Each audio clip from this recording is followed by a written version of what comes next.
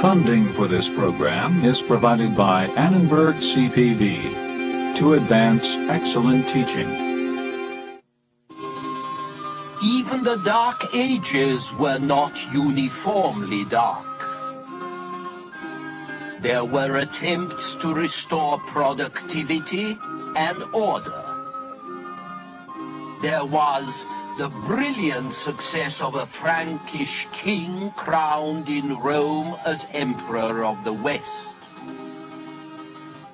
But what looks exciting to us today must have been hell to live through. The age of Charlemagne, this time on the Western tradition.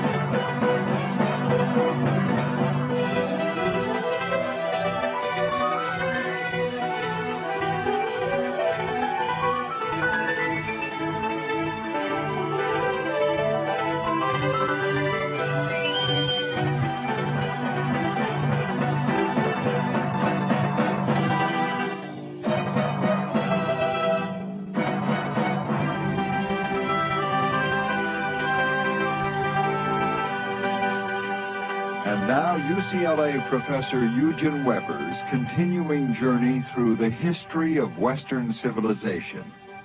Last time, we ended on a rather bleak note. We were in the Dark Ages, that dismal period between the 6th and the 9th centuries when violence and corruption, both physical and spiritual, were endemic in Europe. But of course, history is never as neat, let alone as linear, as we like to think. At the grassroots level, great things were also happening in the Dark Ages. Historians disagree about the exact date, but sometime between the 6th century and the 10th century, a new heavy plow with wheels began to replace the old light plow that had been used for thousands of years. The new plow dug deep and turned over furrows instead of just scratching the topsoil the way Mediterranean plows did and often still do. About the same time, a new method of planting came in, more complex rotation systems like the triennial system that left one field fallow once every 3 years to recuperate its powers. That way sheep and cattle could feed in the fallow fields and then on the stubble left in the planted fields after they had been harvested. And the manure the animals dropped could improve the crop yield further.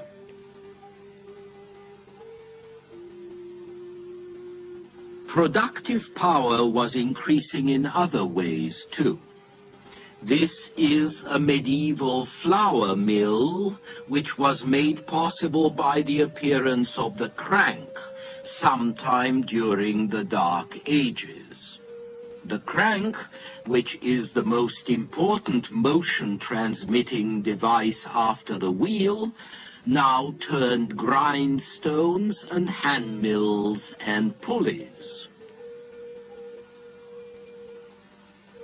This was also when water power was harnessed by water-driven mills to grind grain or cut logs, and when the use of animal power was immensely improved. The ancients had been terribly inefficient in their care and use of farm animals. They had no nailed shoes, which meant a lot of broken hooves and a lot of beasts limping around. And they had only a yoke harness, which was all right for oxen, but not very good for horses.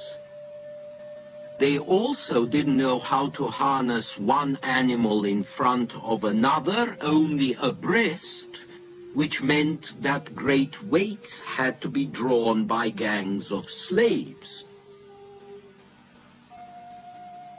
By the 9th century, however, the development of nailed shoes, the tandem harness, horse collars, meant that one team could pull 3 or 4 times the weight that a Roman team could manage. It created a new supply of non-human power at no extra cost, doing for the 10th century what a steam engine was going to do for the 19th century. With this increase of productivity among North European peasants, the economic center of the continent shifted from the shores of the Mediterranean, where it had been for many centuries, to the great plains between the Baltic and the North Sea and the English Channel. Amid disorder and violence, despite disorder and violence, there was more food, there were more people, there was more activity. North Europeans were also going to surpass the people to the south in power. The extra wheat and meat the northerners produced made them bigger and stronger. The extra oats they grew permitted them to breed and feed larger horses, and to build up a heavy cavalry that could use another new invention, the stirrup, which let you sit firmly in the saddle and allowed you to charge with a lance without falling over.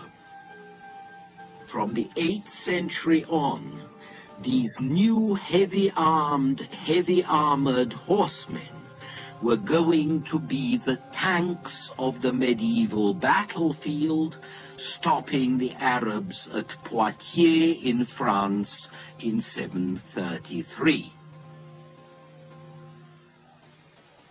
This increase in power was especially important because history is really about power. Who gets it, who keeps it, who uses it, who loses it. You cannot have society without power, or culture, or art. And power is about numbers of people, but also about productivity and metals and money.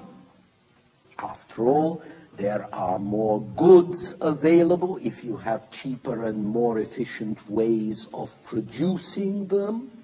More goods make it easier to fight wars and to win them. And so you see, the military-industrial complex is nothing new. The traditional metal of war is iron. Since the time of the Assyrians, the army with the most iron tends to win the war. The early Middle Ages were going to see a serious increase in the production of iron and the number of foundries. Iron continued to be pretty expensive, but there was more of it in Northern Europe than around the Mediterranean. And then in the 9th century, iron became available for uses other than weapons. Spade tips, plough parts, ordinary tools, when new iron mines were opened that made the metal cheaper. The brilliant success of one tribe, the Franks, was based on this new advantage in productivity.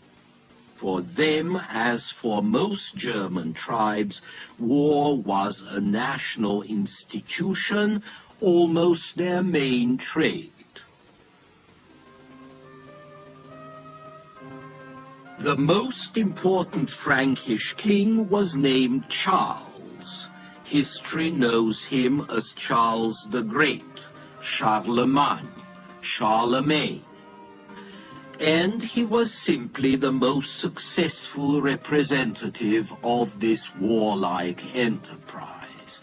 He inherited the Frankish kingdom from his father, Pepin the Short, and proceeded to enlarge it.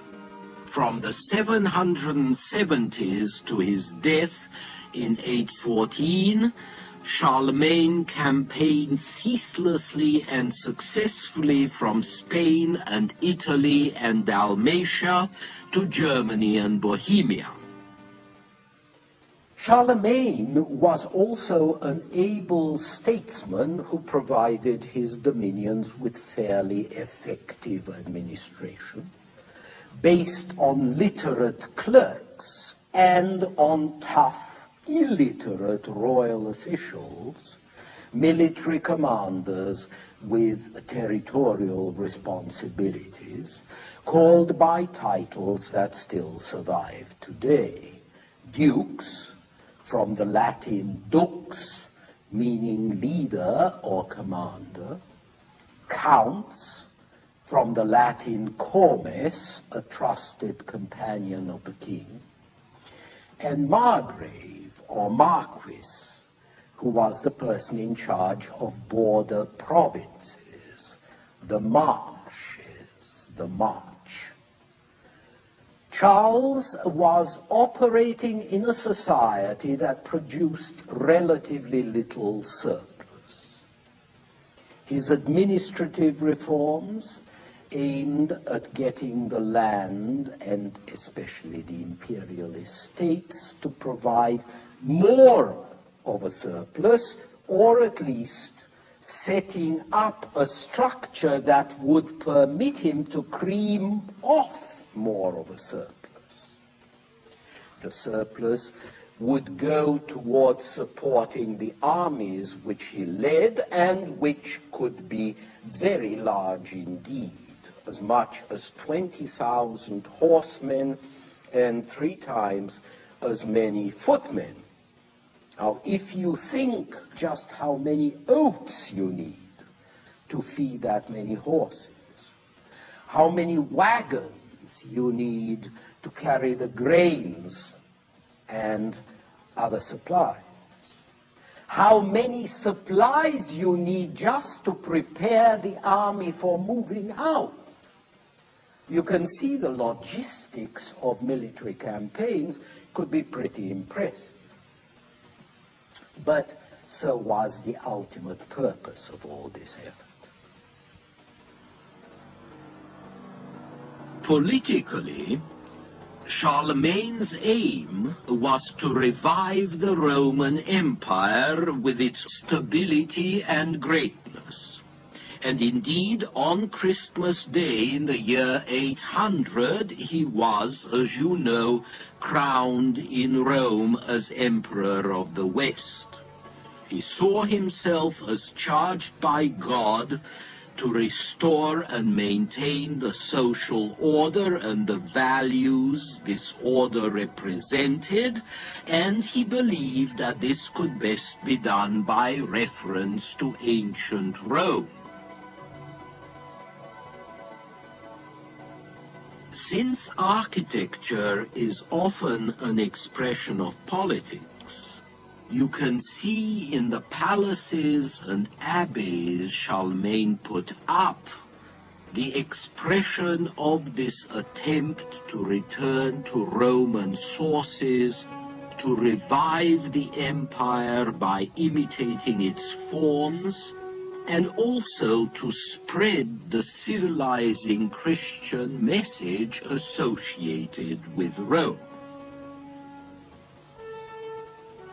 The most effective means of instruction and edification was mural painting, which offered a kind of holy comic strip of biblical images for a largely illiterate public. Now remember that the 8th and 9th centuries were also the time of the iconoclastic struggle, of the tension between Rome and Constantinople about whether religious images, icons, were good or bad. So you can see why the Pope, Leo III, thought images were essential to carry the Christian message, and why he appealed to Charlemagne to help, and how also he wound up crowning Charlemagne the Emperor of the West for this and other favors. Images were also good for publicity and prestige. They could present a legendary historical background for a family or a people, as was done in one of Charlemagne's palaces at Ingolsheim, where the great hall was surrounded by paintings of the history of the Franks, as the Franks would have their history looking. At a more sophisticated level, Charlemagne patronized the production of illustrated manuscripts and books like this Bible, and he provided rich endowments to the clerks, scribes, and illuminators who produced them, and to the monasteries where these men were sheltered. Charlemagne hoped that the monasteries would also generate administrators and educators. Scores of new monasteries went up, and hundreds of churches were built or restored, richly decorated. Towers and bell towers especially grew taller, nesting places for angels and archangels who were expressly invited to alight and perch there to protect humans against lightning and sin. Taller also because they were impressive and visible from afar and practical as watchtowers.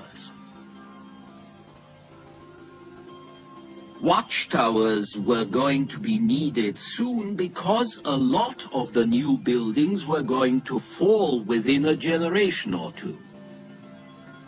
Most of the great monastic foundations disappeared in the time of troubles that followed the death of Charlemagne. One of these, the Abbey of Saint-Riquier, was built in the 790s near Amiens in northwest France. It held 300 monks, a school with 100 students, 110 knights with their own chapel, and a great host of servants to serve all these people. Charlemagne's special sympathy for scholars and clerks meant that he was always a favorite with them, and that was reflected in the documents of the time. But Charlemagne's reign was not based on intellectual pursuits or scholarship. It was based on war, on violence successfully exercised, as was the entire Carolingian dynasty of Frankish kings, which ruled for 2.5 centuries from the time of Charlemagne's father to the year 987. But when Carolingian civilization could no longer meet violence with superior violence, it foundered. Charlemagne wanted to be a Roman emperor in fact as well as name, but he died in 814 like a Frankish chief, dividing his lands among several legitimate sons. It could have been worse, since he had hundreds of bastards. Charlemagne's successors were incompetent and divided. After 820 or so, Norsemen, Hungarians, and Saracens brought even worse horrors to Europe than had been suffered in the centuries before Charlemagne. Saracen is simply the Byzantine word for a Muslim Arab. Westerners borrowed it to describe the Muslim enemy that kept pushing north across the Adriatic, the Mediterranean, and the Pyrenees. The Saracens raided into the Alps and into central France. They even sacked Rome in 845, but that was becoming a tradition. Everyone who was anyone had to sack Rome. Although the Hungarians never managed to get that far, they did spread terror throughout the rest of Europe.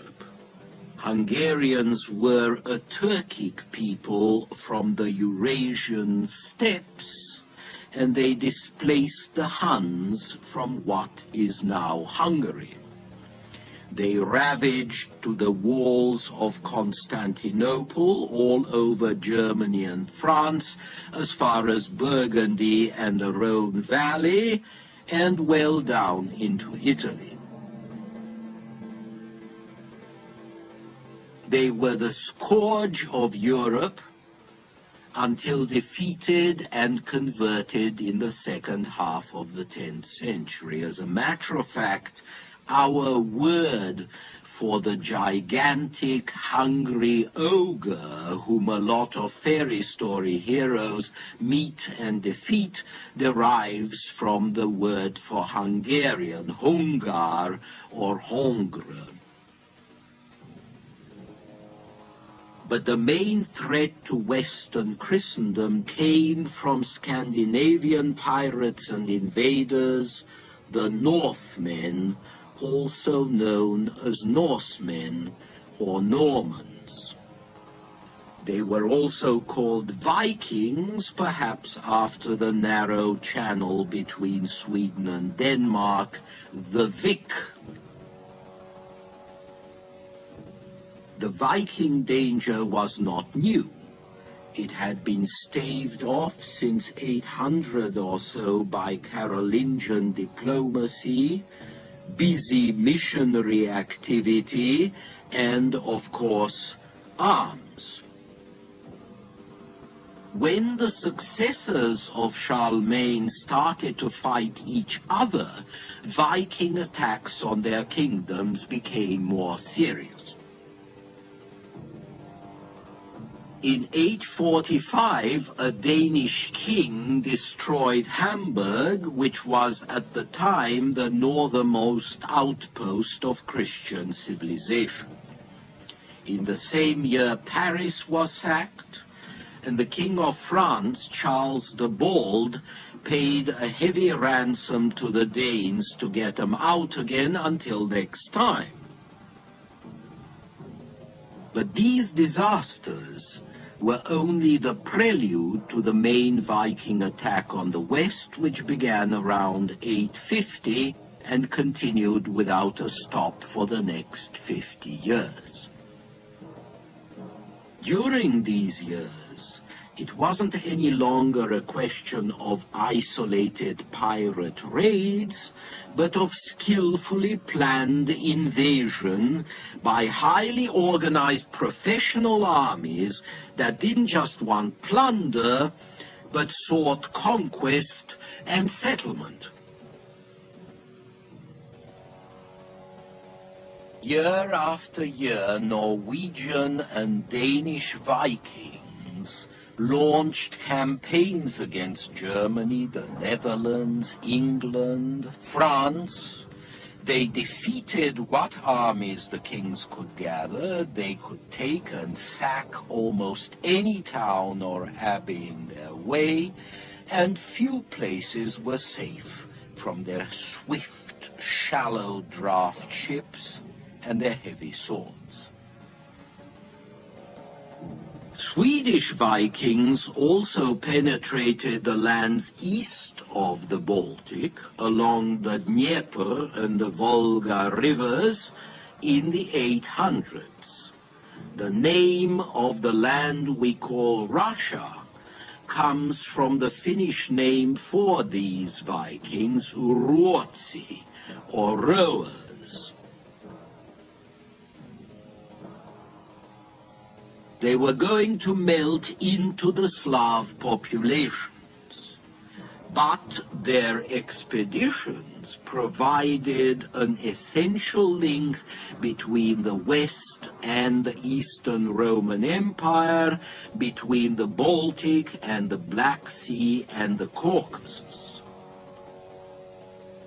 In the West, however, Viking colonies were set up during the 900s throughout the Atlantic islands, in England, Ireland, Iceland, Greenland, with some landfalls on the North American continent.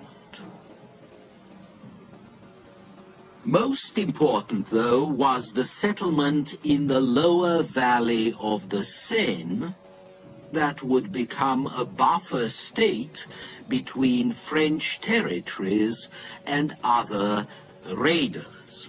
This became the Duchy of Normandy, and in due course its rulers managed something the other Vikings never had, the conquest of England in 1066.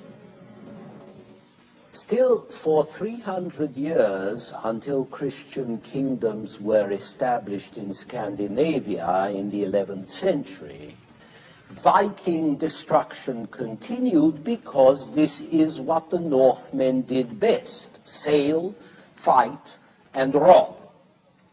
But the robbery was often part of a larger enterprise, trading. Like Phoenicians or Greeks, the Vikings were merchants as well as pirates. Like the Assyrians, their pillaging raids and wars also redistributed wealth. Indeed, it's quite likely that their major role was to release wealth stored in Western treasuries and put it back into circulation. They stole from the monasteries, and they used the silver to buy land to settle on or to equip ships to trade with. And so the Vikings probably did a lot to reopen internal commerce in Europe, and contributed to the beginning of economic revival from the doldrums that they themselves had helped create. In the meantime, however, they destroyed a great deal and killed for the fun of killing. It's of these years that a chronicler of 884 wrote, "The Northmen cease not to slay and carry into captivity the Christian people, to destroy the churches and to burn the towns.